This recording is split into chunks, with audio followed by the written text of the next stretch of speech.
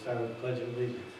I pledge allegiance to the flag of the United States of America and to the republic for which it stands, one nation, under God, indivisible, with liberty and justice for all. Okay, this meeting's been posted in the normal posting places. I'll make a motion to approve the agenda. I'll second. There's a motion and a second. Any discussion? All in favor, then say aye. Aye. Opposed, same sign. Motion's carried. We're on to the minutes. Monday, June 24th, open and closed session. I'll make a motion to approve the minutes of Monday, June 24th at 6 p.m. open session and Monday, June 24th at 6:30 p.m. closed session.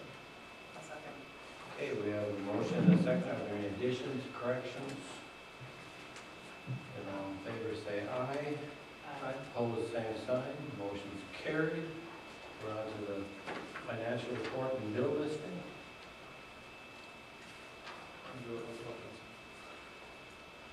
All right. Bill, you Alrighty. want to? I got it, I think. Make a motion to approve the voucher listing as follows. Payroll check number 553740 through 553742 in the amount of $854.44. Direct deposit number 900049598 through 900049732 in the amount of $161,712.73. Wire transfer number 201800335 through 201900010 in the amount of $144,675.31 for a total payroll of $307,242.48. Accounts payable check number 53711 through 53773 in the amount of $320,632.48. AP wire transfer 201800338 through 201800342 in the amount of $427.74. Credit card transactions 62019 in the amount of $47,288.37. ACH direct deposit number 181900175 through 192000021 in the amount of $6,724.65 for a total accounts payable of $375,073.94 and total disbursement total of $682,315.72. Okay, we have a motion and a second to approve the financial report and bill listing. Are there any questions? And all in favor say aye. Aye.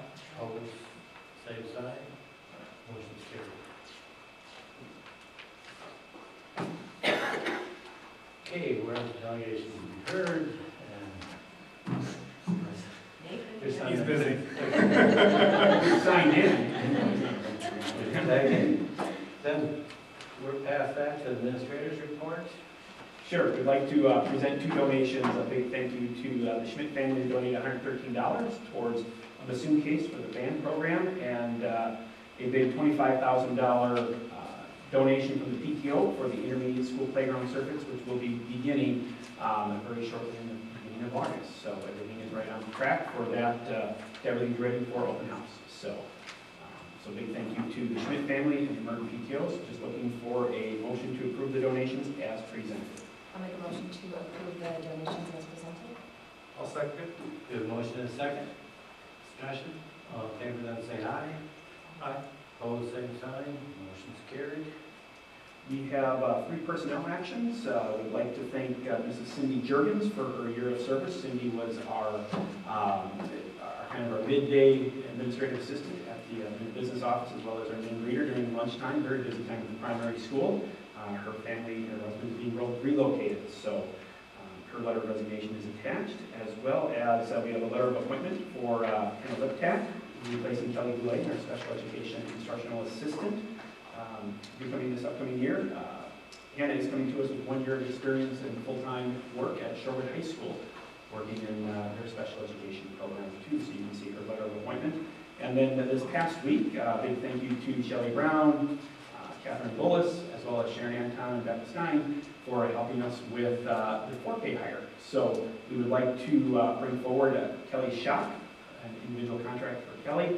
This is her first teaching placement, and she's very excited. This is a second career for her, and actually Kelly is a parent of ours in the district. So we had 2 interviews as well as some demonstration teaching with our summer school program, and we're very excited to bring Kelly's individual teacher contract forward too. So, just looking for 3 motions: one to accept the letter of resignation of Cindy Juergens, another one to recommend the letter of appointment for Hannah Lippitt, and then the individual teacher contract for Kelly Schock, all as presented.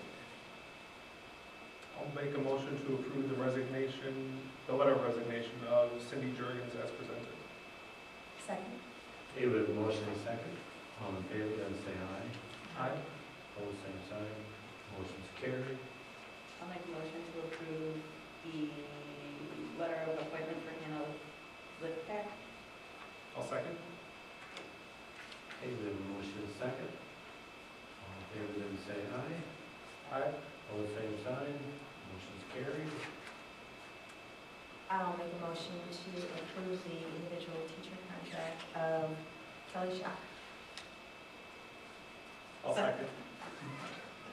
Okay, we have a motion and a second for appointment of Kelly Schock. All in favor, then say aye. Aye. Opposed, same sign. Motion's carried. Okay, for information, projects are all ready to go, and we're getting ready. We're counting down. We're almost 5 weeks to the start of school, and then we've got open house in there, and things are going real well. So buildings are getting clean. Summer school is wrapping up. We've got big camp convention coming through, and that'll be running through our summer school program as well. But business is normal. We're working hard this summer certainly too. So, and we're all hired up. We start school tomorrow. We've got full staff, which is always great. Come July 22nd. So we'll take that. So that's all I got. Okay, we're on to the committee reports. We have the finance committee. Yep, Finance Committee, we met on July 12th to go over the 1920 proposed student fees and lunch fees for the next school year. So on the attachments, you can see the history of what we charged before, along with comparisons to the other local school districts. So out of the Finance Committee, we're recommending to keep the same fees as in the past. So the 4K would stay at the $39.50 registration fee, and the grades 5K through 8 would remain at the $75 registration fee for next year. We also recommend having the same transportation and athletic fee to remain the same. Athletic fee would be still the $75, and the transportation fee $200. The other items then that we looked at were the lunch fees, and that was after we had our audit by DPI this last year. So there were 2 recommendations that came out of that audit, and this is the first time we've had an audit with them, being on the National School Lunch Program. So what they requested is that we add to our adult fees a tier 2. We have that currently at the intermediate school for the students. There's the regular lunch price and a tier 2, which basically includes your pizza and deli sandwiches. And DPI wanted to see that same type of an offset for the adult side of things. So they recommended a tier 2 for adults to be $4.40. So we're essentially adding that tier 2 price for adults only. The other fee that they requested us to take a look at was the special milk program fee. We had increased that in the past, and it's their recommendation in order to provide, they do provide subsidizing for it, and they would really like to encourage participation. So they asked us to bring it down to $7 per year. They provided me with a calculation to use to figure that out. So that's what it came out to. It's not something that they'll take away our funding for or make us reimburse anything, but this is something that they really felt strongly would be a recommendation. So that's something that we're also recommending through the Finance Committee to go with that. The other student fees for lunches would all remain the same as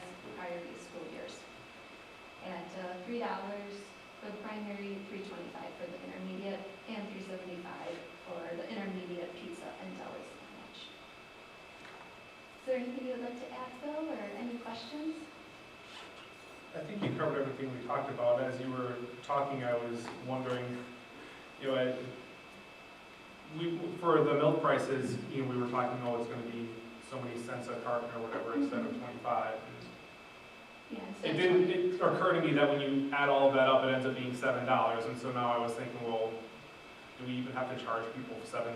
Like, that just seems kind of trivial, right? I mean, at most, we have 80 kids, and so it's, you know, right. it's not that much money to just pay it, but it's a larger discussion, I guess. We did talk about that. We did talk about that, but it's an optional thing for kids, and Yeah. we went back and forth. I guess you still need people to sign up and kind of commit, otherwise you're. Well, that way we can get our counts, because that way we just need to know, it's a lot easier for us to count it that way, so we can, not to say that for registration, I want to give my child milk, and we just probably count it every day for that. But we did talk about that, we're like, it's $7, Right. you know. $7. It's 4 cents a carton a day, and there's 175 days. Yeah, no, it's kind of like, well, I know, I would imagine, like, as a parent, like, you might feel just nickel and dime, like, you're charging me $7, like, that's just kind of ridiculous, but. It's an option for us not to do it, then we just would ask on registration, or we'd have to keep track of it about who did it every day, or we just, you want, Right. it's free, or whatever it is, so. right. It's not overcomable, but if the board feels that, they're like, hey, let's just give it to them, then that's what you guys can do if you want, so. I don't know what anyone else thinks.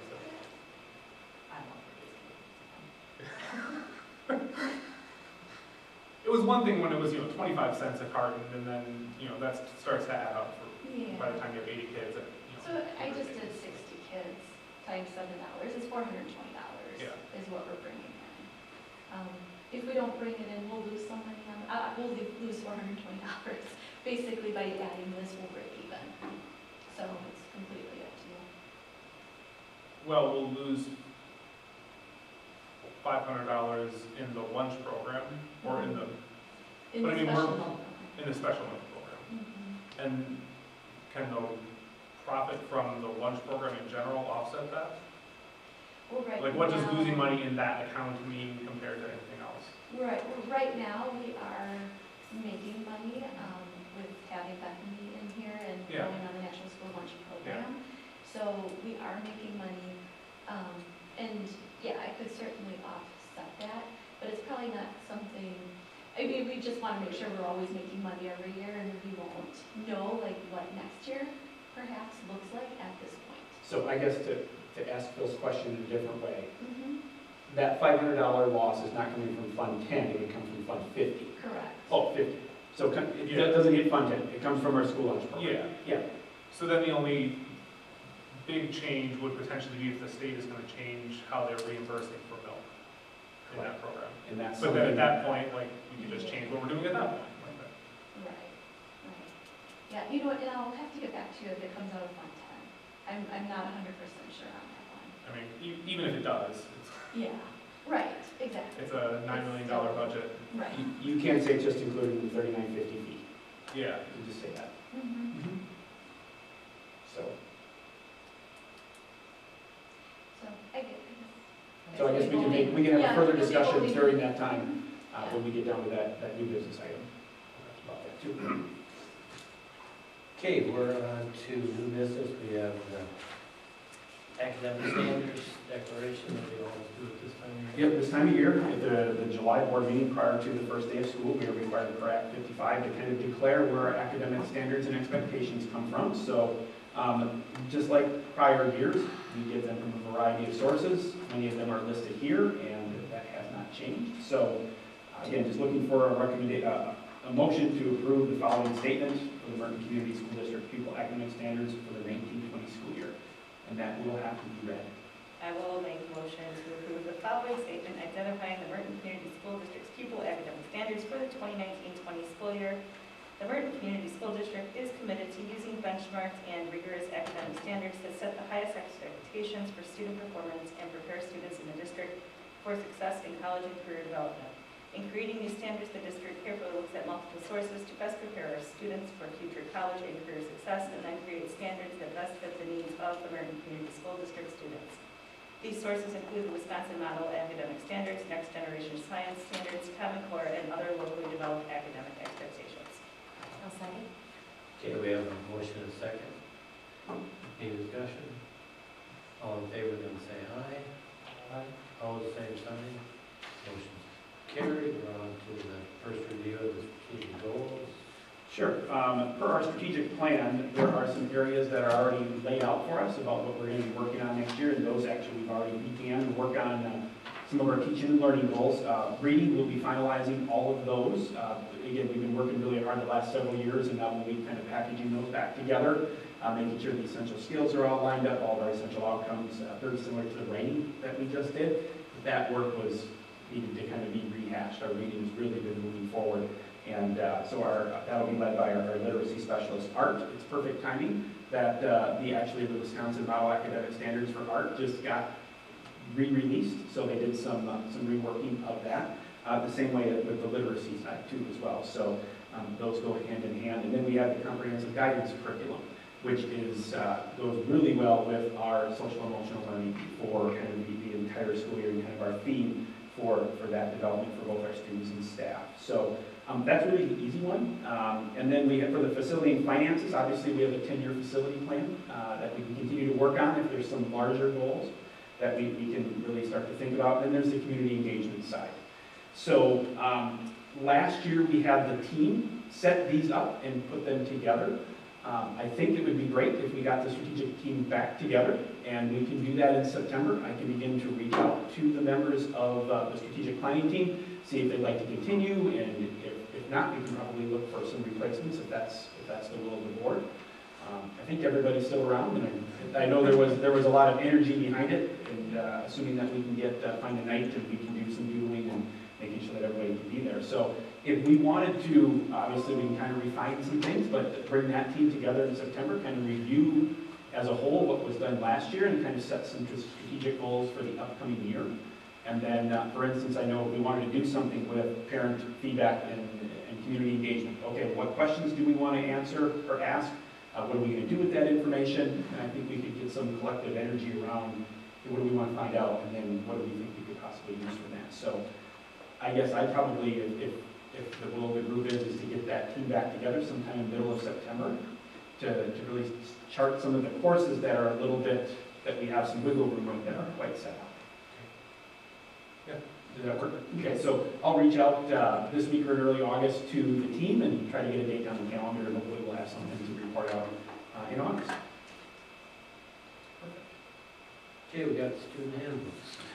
So myself, Jay, and Becca reviewed our student handbooks, and obviously we updated dates and some clerical things with it, and some reformatting, but from a standpoint of substance and content, it has remained pretty much the same from that standpoint too. So this is something that we will be putting forward as part of our registration process this year. It'll be included in one of the steps that they have to open and things like that. You click on that, they acknowledge it, and very similar to some of the other things we do. As well as, I know at the intermediate school, they'll be doing some whole school things around the handbook and getting student signatures and things like that too, is kind of some of their PBIS work.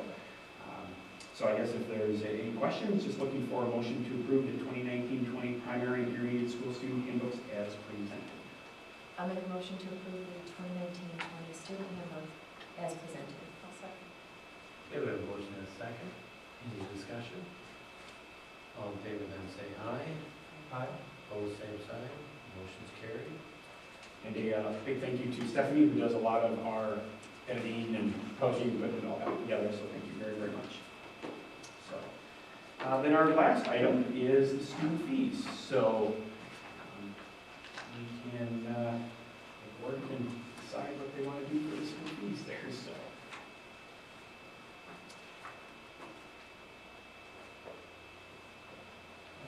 Okay, I'll make a motion to approve the 2019-20 school fees of modification that the 4K milk be free. Could we word it? That we Could be Included worded in there, the cost of Included in the cost of registration. registration. Included in the cost of registration.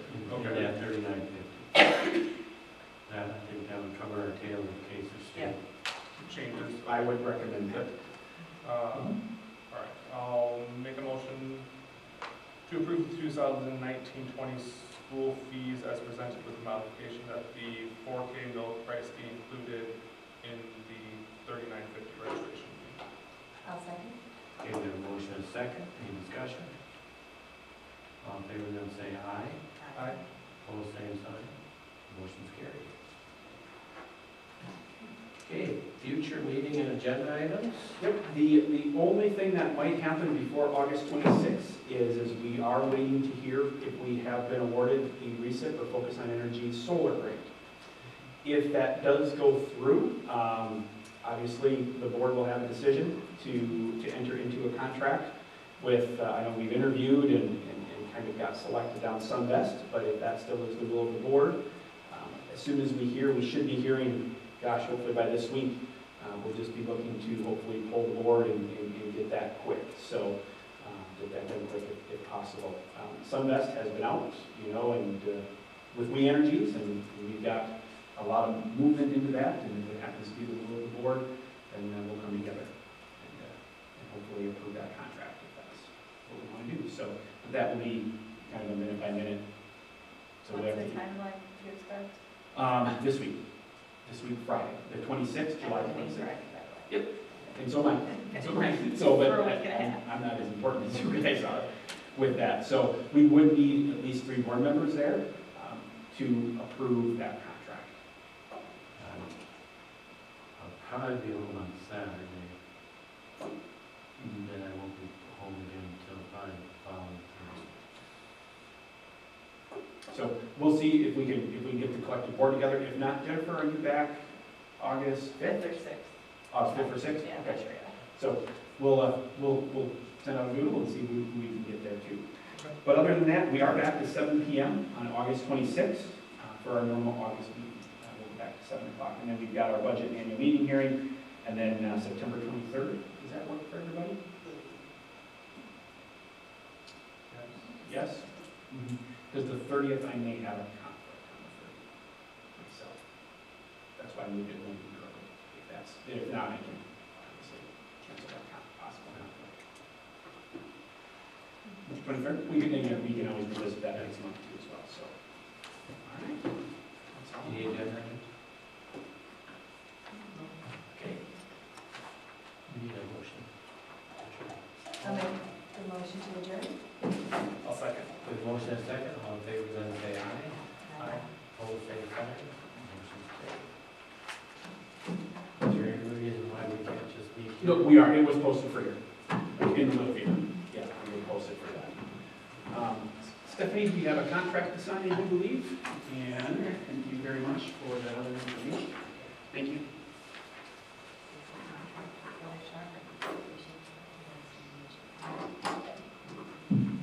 Actually, brother signed stuff in the back. I'll share.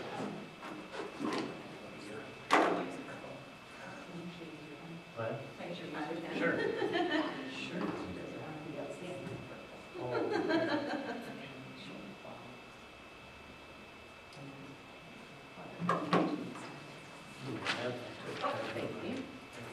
And you can have this too. Use it next month. We need to,